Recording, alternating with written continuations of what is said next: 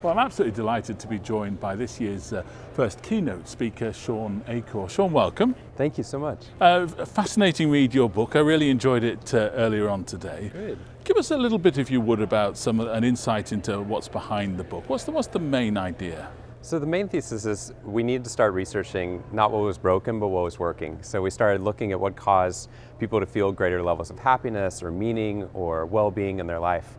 And what we discovered and stumbled over actually was this idea that we were not just our genes and our environment, but by changing small mindset changes or changing our habits over the course of the day, we could actually raise our levels of happiness above our genetic set point and be able to divorce our happiness just from the environment. So what it meant was that scientifically happiness could actually be a choice if we started doing some work. So the whole book is based around that idea, that scientifically happiness is a choice, happiness is an advantage, and then happiness spreads to other people.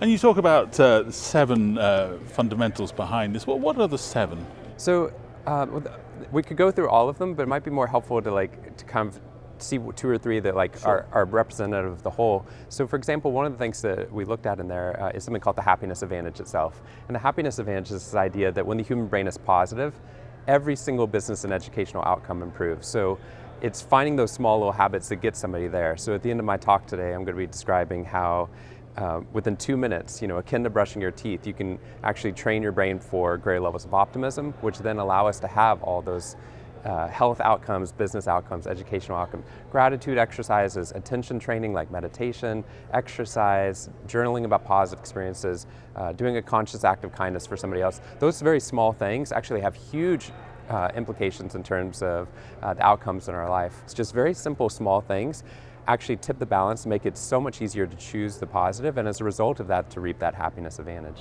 Now, the folks starting to come in here today, I mean, my experience is that these are a pretty optimistic group of people. They are actually, you talk in the book about people having a calling, and they're very much here to serve their communities, but they work in very stressful occupations and covering a lot of employees.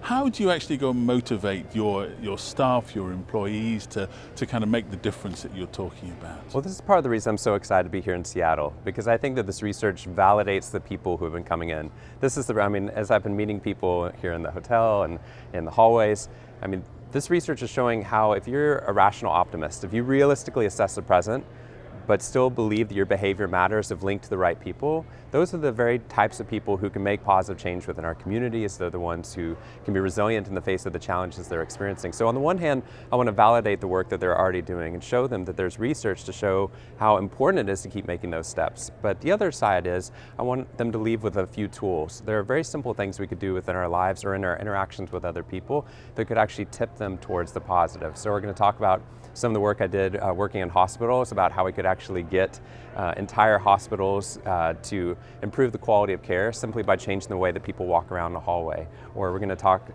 today about how the very first comment in a conversation actually predicts the course of the conversation. So tilting those conversations in favor of positive by starting with something positive. When someone says, "Hello, how are you doing?" it's a perfect opportunity to use a power lead.